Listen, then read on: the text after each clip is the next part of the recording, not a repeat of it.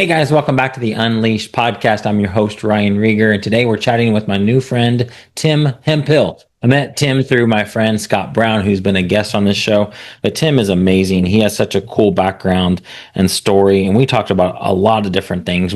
Some of the stuff I took notes on here is that he said, don't be afraid to explore those interests, those curiosities, those things that you're interested in, that God's put on your heart, that you're just like, I wonder about this. Like, go explore those things.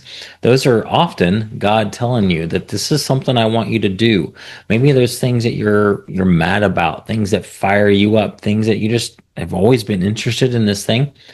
Explore those. Don't just sit around waiting on that. Start exploring. Check it out. Go watch videos on that. Get information on that.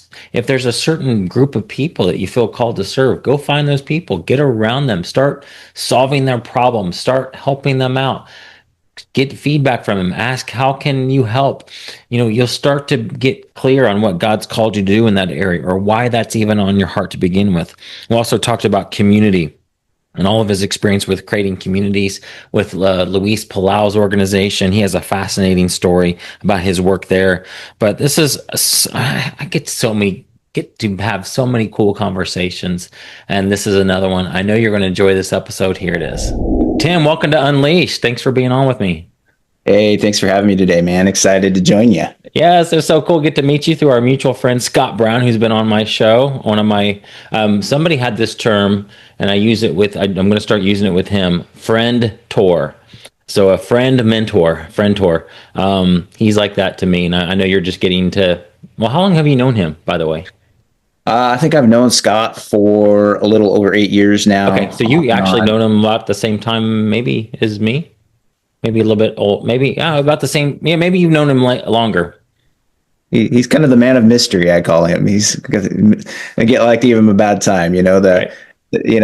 There's like, everyone kind of has like their style, and Scott is the man of loud shirts. Yes. If I define Scott, like, he expresses himself through his cool shirts that he likes to wear. Well, he might actually listen to this episode, so we got to be careful what we say about him. But they're okay. It's good. You got to have your artistic expression, and I guess that's right. Well, he's been a blessing to me, and so and that's how I met you. But I want to hear, like I told you right before we hit record, I love hearing people's stories, and God shows himself through that. And so I know you have a unique one, and just tell us about yourself. Yeah, well, kind of my story, how I came to faith and then eventually called the ministry. I grew up around the church, but I was kind of the kid that wasn't all the way into doing everything. I was more so like, all right, yeah, I'll go to church because I have to go. And I was that kid, rough around the edges, kind of rough home life. So that kind of added to that. And as I got older, life just seemed really empty to me. All the decisions, all the choices I made. And God was knocking on the door of my heart, really pursuing me. And I was just miserable. And it came to a point where I was just out playing a musical gig one night. I played jazz trumpet, and cool. that's one of my things I do still. And I was playing a gig at a local jazz club, and God used this college group that was sitting at a table in McGowl, and they invited me to this church in Eugene, Oregon, where I was at the time. And I remember just walking through the door and being like, "Oh my gosh, I'm gonna get freaking out." And the pastor just greeted me, and that just felt that. And just over that time of a few months, I dedicated my life to Christ. Wow. Why'd you say yes to going to church with them? Well, God used a girl to get my attention. Okay. That's awesome. A girl at the table. Okay, she's okay. Got it. That makes great sense. friend of mine. So God used whatever he could get my attention. Absolutely. I love it. He's creative. He knows what's going to get us. He does. And turned the tables on me for sure. Oh my gosh. In a good way. And I still have a great relationship with her now. She's like a medical doctor. And got a family. So we like to share the story. It's pretty funny. But yeah. And so I got involved in that church and came to faith in Christ. A year later, I'm meeting with one of my mentors at a camp that the church owned, and we're just having lunch. And this is how God calls people to ministry. There's always a calling. There's always something you just kind of get thrown in. You never know what's going to happen. So we're having lunch. My buddy Aaron, who was mentoring me at the time, was like, "Hey, man, people are showing up here in a few minutes. Can you be available? I need someone to carry bags to cabins." And I'm like, "Oh, okay. I guess I can do that. I don't have much else." Sure. So I do that, helping people out. And then next he's like, "Hey, can you go hang out in this cabin with these kids?" And I'm like, "Okay, sure." Hey, can you be a counselor? I guess. Oh my gosh. Did he know in advance like what he was doing, trying to groom I guess you he to must be have that? had some purpose for me. Like he was like the men's dean, and so I did that and was working. The camp was down the street from where I worked, so I literally moved out to the camp and rode my bike back and forth between my job That's and that, and awesome. did both. And I was still young enough; I could still had the energy to do all that stuff back then. Yes. God totally blessed that, and I did that for a couple summers, and then God called me into the high school ministry at the church, and I worked with one of the local high schools and had the guys over at my house, did all, and, connecting, building community with them, Wow. having pizza and Xbox, all that back then, and this brought the guys together and at my house, and of course it was cool. Awesome. I was like the single guy, Yeah. roommates, and they thought it was so cool. So it was a fun season of ministry with that, and then got a lot of other when you were doors. doing the camp, when did the light bulb turn on from I'm just helping my friend, doing him a favor, carrying the bags? When did it like, oh, I actually enjoy this? Or when did it become more like I'd love to do this more? Yeah, God started just burdening my heart for the kids because we would get kids at the camp, and for some reason they would pair them up with me that were deemed unadoptable. Wow. Kids that would come to the camp, and so I became their one-on-one. And God would just break my heart through those times, like with those kids, where He taught me to have like empathy, and I had some understanding just because of my background, like where these kids were coming out of, and so it would literally, God really taught me how to give to them and to have more of a ministerial, pastoral heart for these kids. Yes. Where I normally would have just been like, "No way, man! I don't want to do that." I mean, there was times where you're sleeping in the cabin with your back against the door because you're like, don't want these kids to escape and try to run away. Right. Oh my gosh. So it was that kind of roughness, and for some reason, it's the guy like, "Yeah, we're going to give you this guy this week," and I'm just like, and amazing. Yeah. So just.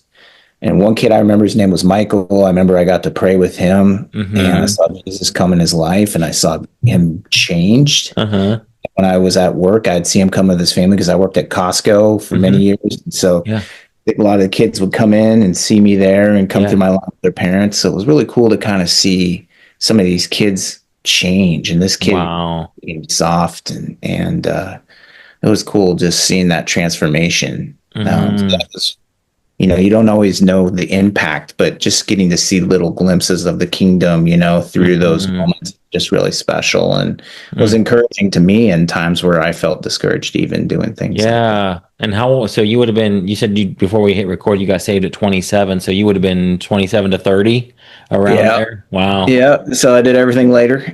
That's okay. Wow. God has His own timeline for us, right? We have expectations and plans. God's plans are always bigger than ours and greater than ours, and I was just having that conversation with my wife just the other day of like, we have these plans in place and we think this is what it's going to be. Yeah. God flips the script and has something even better, that He knows that's going to be perfect for us on His timing. Yes. That's like reminding ourselves that God exists outside of time. A day is like 1,000 years, right? To Him. And for us, we exist in time. Yeah. And so our lack of understanding and patience most of the time, we're like, well, I should be doing this. And God's like, nah, it's okay. I gotcha. Yes. And so I think, to anyone that's going to listen to this, like if you're in a season where God is like, oh, I'm waiting and I really thought I was going to do this. And this is what I really felt like, it's not happening. Well, like there's a reason. God has a reason for that. Yes. And a lot of times it's he's growing us, he's instilling his character in us, and he's preparing us for something even better than what we thought we were going to do. Oh, so true. I'm looking down. I'm trying to remember that we went to a service on Friday night. That we go to a house church that's no longer a house church because we've grown so much. Now we're renting a space off of a local church, and this local church had a conference over the weekend, and the guy who was the pastor of this church said it's I wrote this down because this whole message of Unleashed is about unleashing believers to do what God's called them to do. One thing that struck me when he said, it's not what you're called to, but who you are called to. And that sounds very similar to your story of like, you wouldn't have naturally gravitated to those young boys, but God got them in front of you and did something in your heart. And you knew that was at least the direction for that season. Because he put a burden in you. And so do you feel like God, I would say yes, but I'm curious, like, do you feel like God does that? Like sometimes the way he steers somebody, tells them what they're supposed to do is just by putting a burden on their heart for something. And it's more than just like, oh, I feel bad for that. Or this makes me angry, like righteously angry. And that's usually a sign from God that we're supposed to do something about that. He's wired us with abilities, or he just wants us to. I mean, that's his telling me, well, I'm you're that way because I want you to do something about that problem. Right, exactly. And I feel like God gives us a fire. If there's something that he really is pushing us towards, all of a sudden you get this passion and excitement for it. Yeah. And I think that that's definitely something, like if you start to feel a certain way about something, that's when you pray about it. Yes. And I usually feel like then God moves people into your life that to connect with you, almost to walk alongside you. Sometimes a primer in some ways. You go and directed or encouraged to do that. He's really putting that passion for you. Yes. Whatever it may be. Wow. So, okay. So you worked at the camp. What happened what'd you do after the camp? I got the high school pastor came out and I started playing trumpet out there on the worship team. Okay.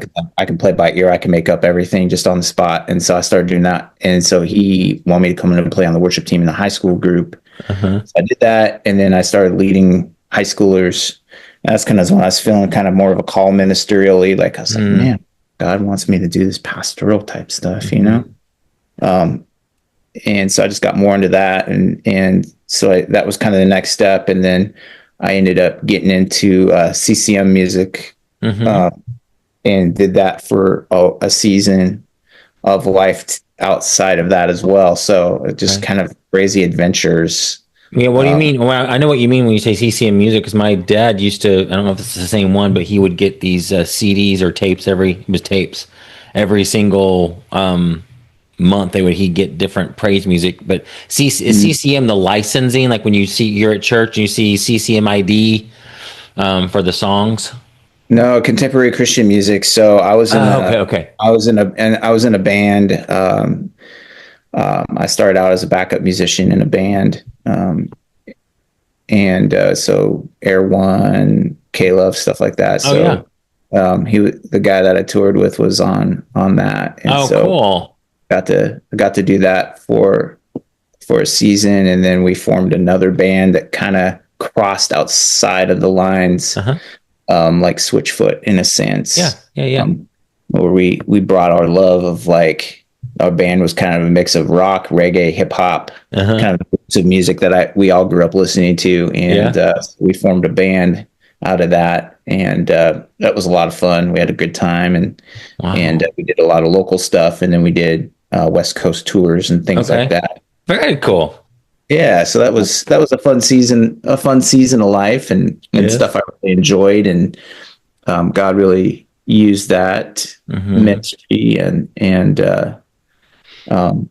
you never know where he's going to throw you. That wasn't something on my radar. I thought, I'd ever, especially playing trumpet in a rock band like that. I never thought I'd be doing anything like that. Right. But it was fun and interesting at the same time. A lot. And during that season, God brought me to a new church that was started out as an apartment Bible study. Oh, wow.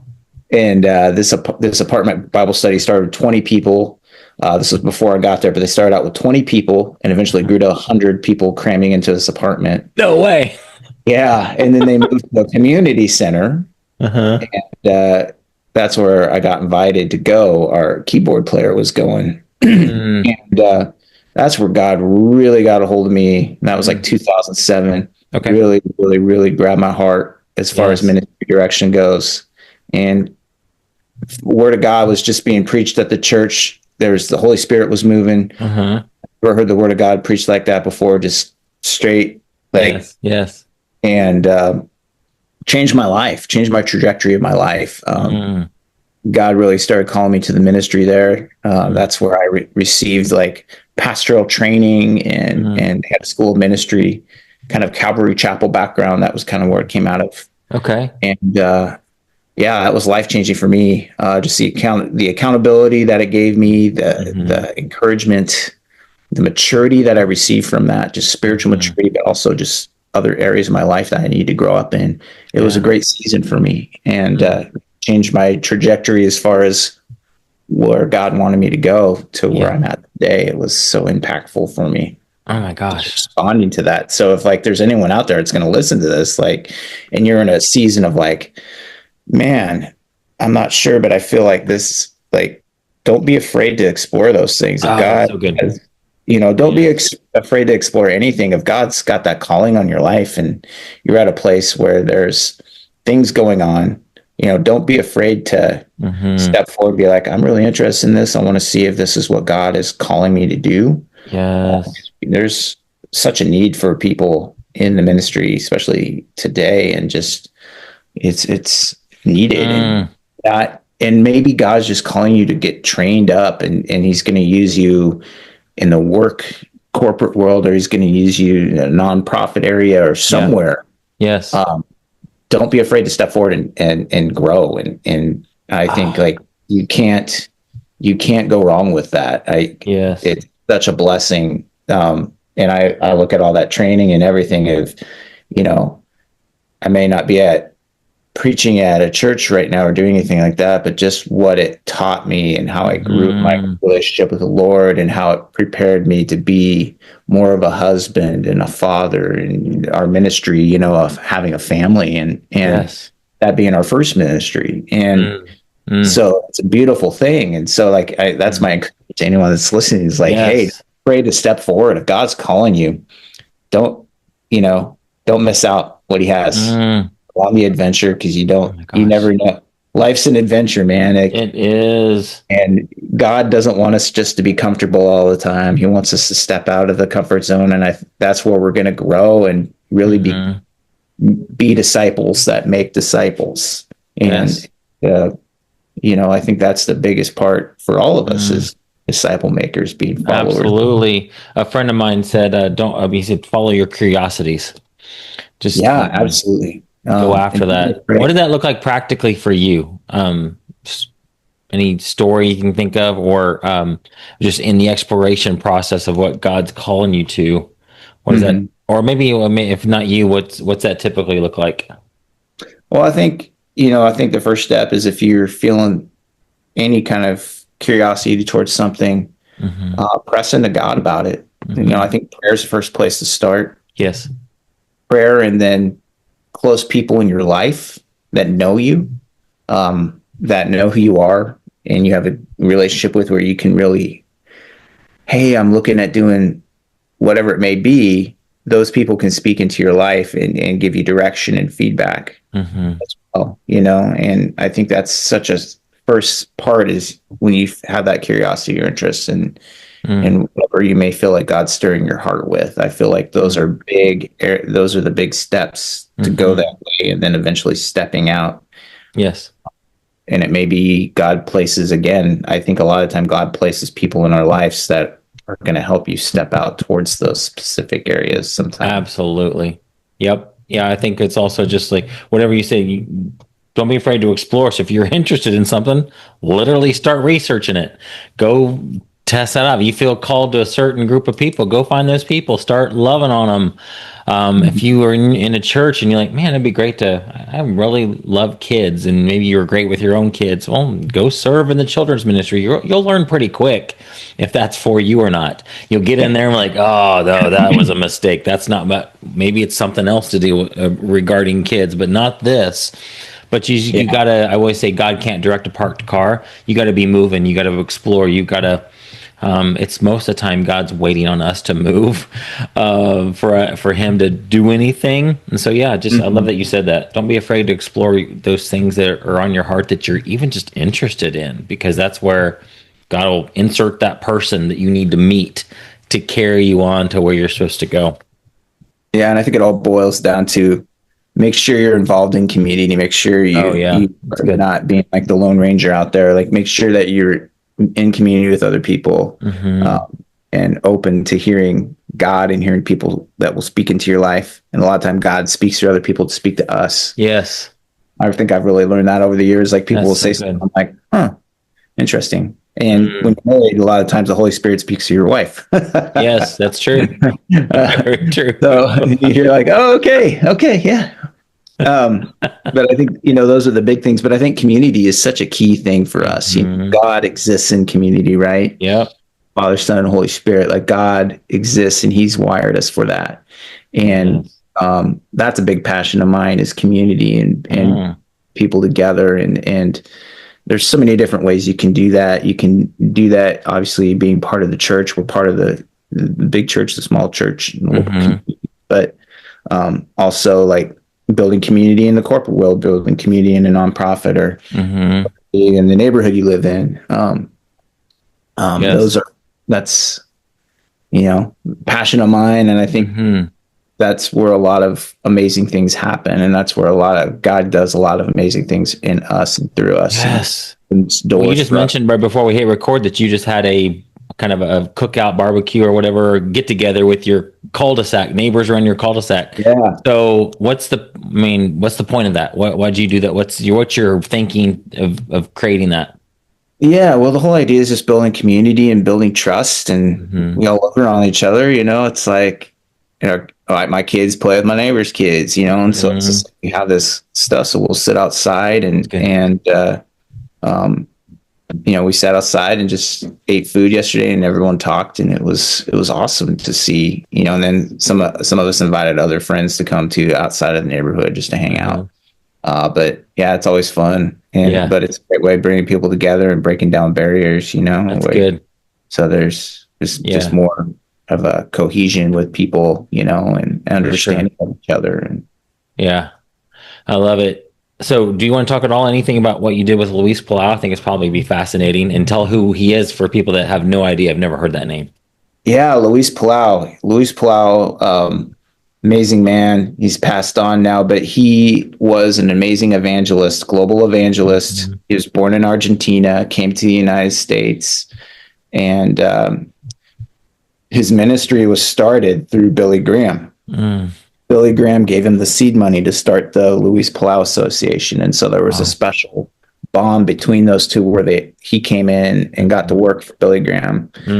And then he came and eventually launched off on his own ministry, reaching the nations with the good news of Jesus. And so I always heard of Luis, always knew about his big festivals, because he would do these really amazing festivals where they had like live bands come and play. And they had like stunt people on motorcycles. And did you guys ever play? Your band ever play for him? No, we didn't get to. We weren't like huge like that. We were in the middle, kind of that. But like, yeah, we weren't like Toby Mac or somebody like that. Who like everyone was like, oh my gosh. Yeah.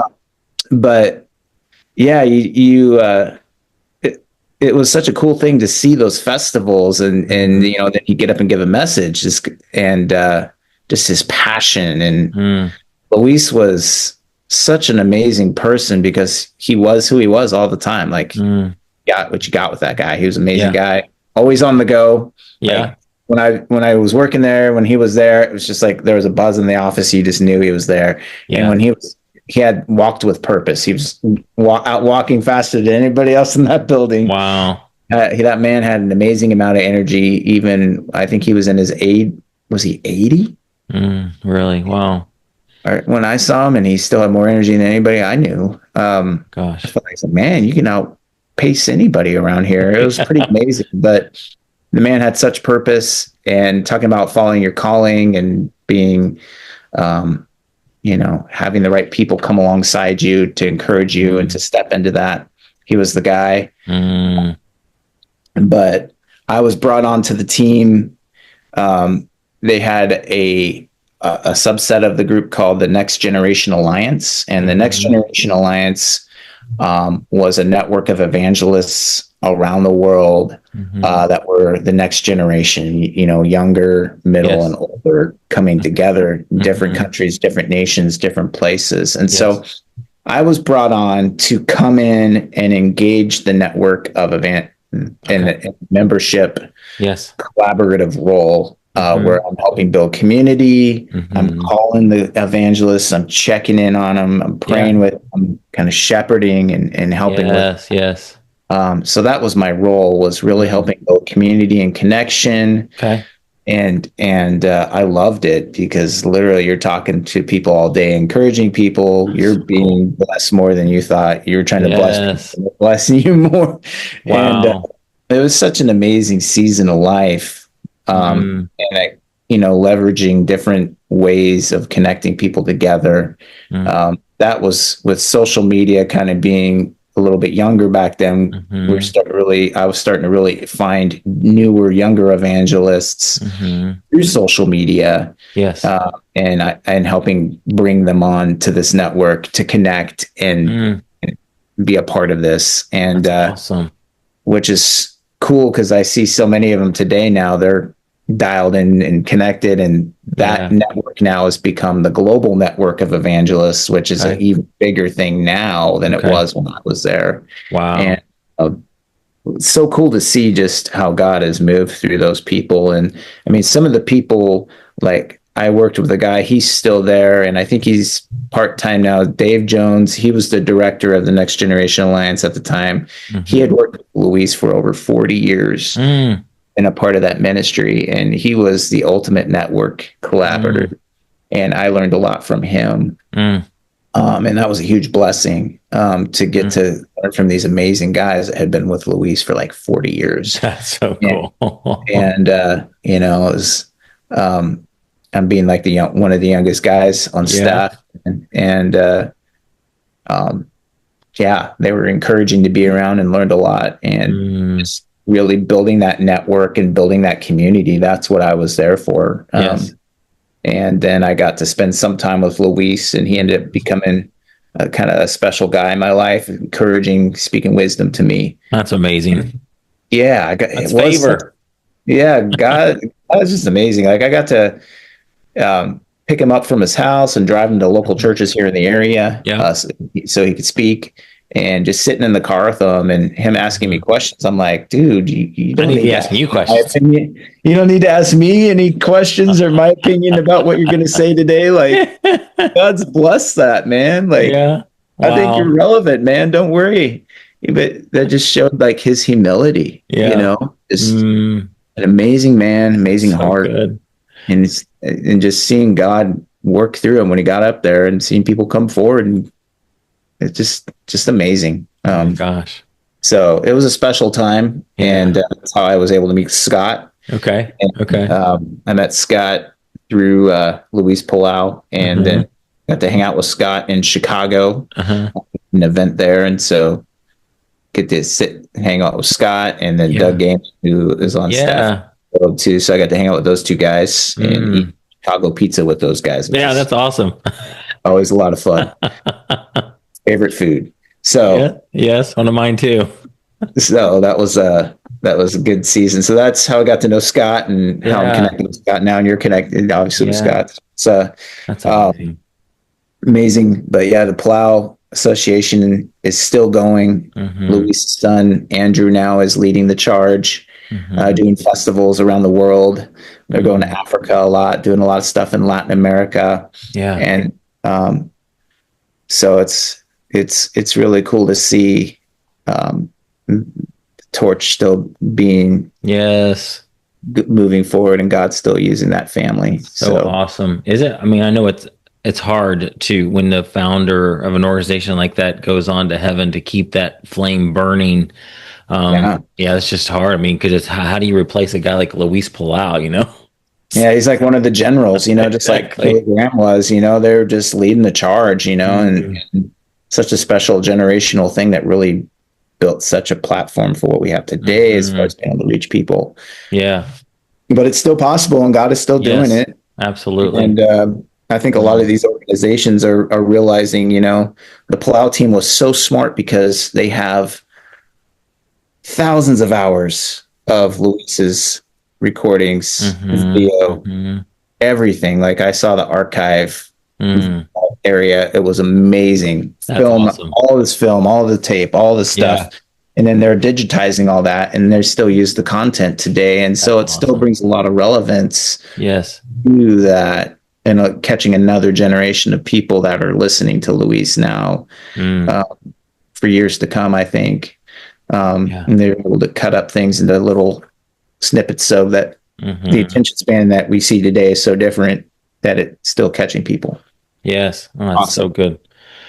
Wow. I love it. And now you're working with Globe and, and just other cool stuff. Anything before that you want to share that happened in between Luis Palau and what you're doing now that's, you feel like, well, it's been a journey. I think God takes us on a journey, and I think it goes back to, like, you have a plan and you think something's going to go a specific way, and then God flips that on you. And I sometimes it's a harder road, and sometimes it's not going to be easygoing. It's going to be bumpy. It's going to have twists and turns. And for me, it started off with Luis got cancer, and that wasn't a good thing. It was stage 4. And so the organization realized that it was going to have to change some things. So I was one of the people that, it was time for me to move on to do some other things. So that was a rough season, but still good. God's faithful. And during that season, our church was going through some turbulent times. And so I preached through that season, and helped with some stuff. And so that was a blessing, and it was hard at the same time, but you just don't know you just have to be open to what God has. And so I did some other nonprofit work during that time, and worked with a mission organization on a capital campaign. So a large scale capital campaign to renovate the kitchen at the mission so that they could have more things available to the community. And it was a big change as far as engaging community and building a different type of community. So we had existing donors, but my role was partnerships in the community. So I was going out and getting involved with business chambers, and really building a relationship with the local businesses in the community. That was a tougher situation, just because of the level of homelessness that's in Portland, Oregon, and Portland doesn't have a great rep. And so and coming in, really engaging that community and showing the positive impacts and things that were actually happening that weren't being shown.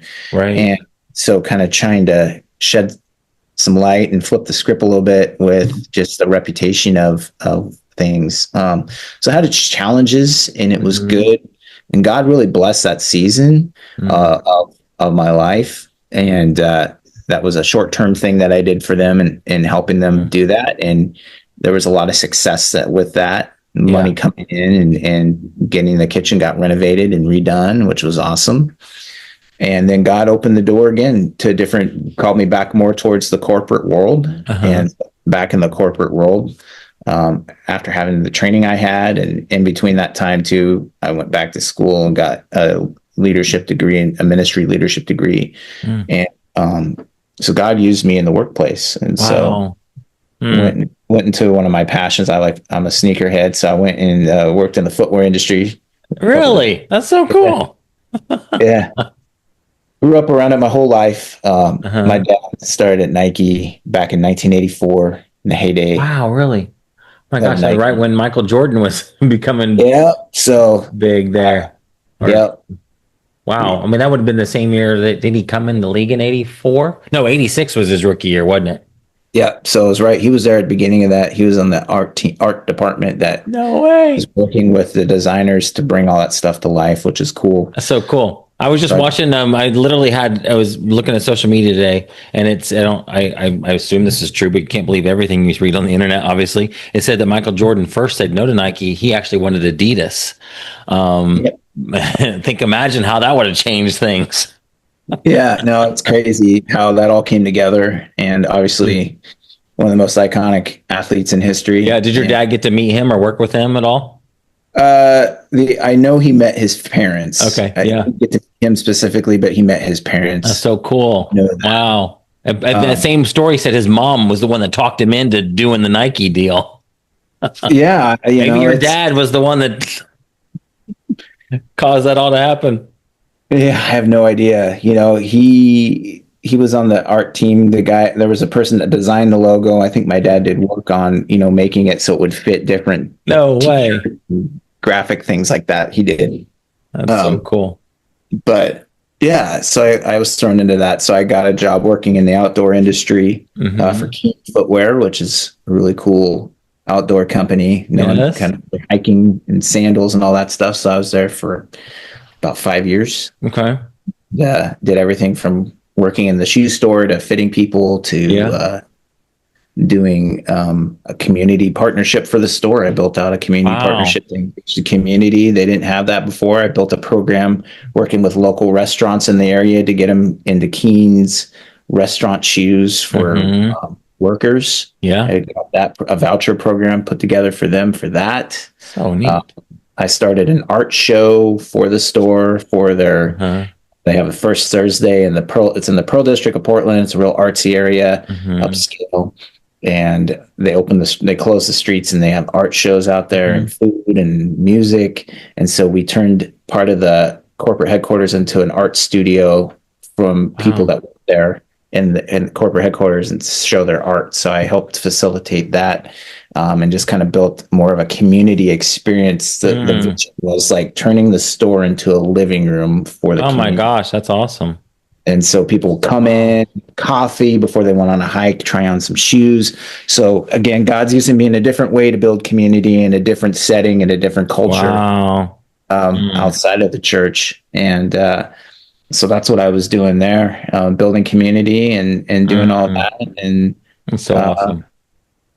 Dabbled with footwear design. It wasn't for me, but it was something I tried. And then COVID changed the landscape of everything. And so then I moved into doing online customer service, and that I learned a lot through doing that, just working with a lot of people and a really tough season. Yes. You'd be on a phone call for an hour just listening to someone vent. So, I mean, you're pastoring people in a customer service role. Yeah. And it got open the door for me to share Jesus with people on the phone. That's and these amazing. All being recorded. And then your company didn't care that you were doing that? I never got in trouble. Never got in trouble. Amazing. For it. Yeah. That's so awesome. God was faithful, in that season. So I actually really enjoyed talking to people and getting to share Jesus. I actually met like an evangelist that she did bicycling across the country to reach people. Wow. And so, gosh. So yeah, you just never know who you're going to talk to or help. So that's God did that, used that quite a bit. And then I moved to a different company doing different types of things and more outside of my passion. And God redirected that about a year ago, and where I had some health things and spent some time in the hospital, and God used that time to kind of redirect my life back towards more of a ministerial focus again. Yeah. Just been on this adventure now. Yes. That's how you and getting connected with new people and new ideas and thoughts, and that's how I came to work with Scott and then do some work with you.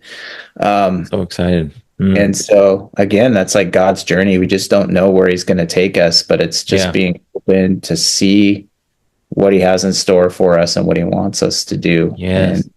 you don't know unless you step out and Ah, try. Sometimes it's scary.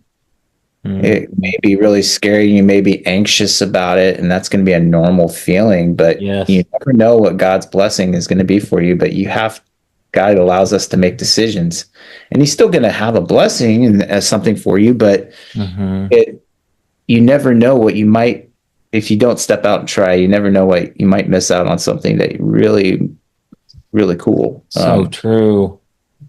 My And gosh, that's don't, and I always encourage, don't get stuck in the what ifs. If I would have done this or I would have done right, that, right. but be like, wow, this could be really cool. And Yes. the thing my wife and I remind each other is God has never dropped us. Mm, You hit levels of his area. This past year has been kind of like a lot of uncertainty and a lot of different things where you walk through health, you walk through yeah. like, how is this going to work? Mm, And you look at your bank account and you're like, I don't know how to explain this, but we still have X amount of dollars to pay these bills and to do these things. mm-hmm, At mm-hmm. the end of the day, God is the ultimate provider. Yes, He he is. takes care of us. He knows what we need versus what Mm, we want. right. And that's it. Like Mm, he sustains us. And so good. like that's my encouragement to anyone that's just been in kind of the season of just like if you feel uncertainty and you don't know what's coming, and Hmm. God does, he Yes, he knows what's does. coming for us. And the beautiful part is like Mm, he's not wishing any ill will on us. And right. obviously the world is rough and tough and things Hmm. happen, right, in a broken world, but Mm. God wants what's best for us. Ah, And so good. he knows what's best for us when we don't know what's best for us. Yes, he And it does. may be a little bit uncomfortable during that time, Yeah. but uncomfortability is what produces the character and the person that he is Mm, forming us into becoming more like Christ. And ultimately, amen. as we're being transformed to be more like Christ, that's where we can really make more of a kingdom impact as we are get to be part of ushering in the Yes. Oh now, my but not yet. gosh.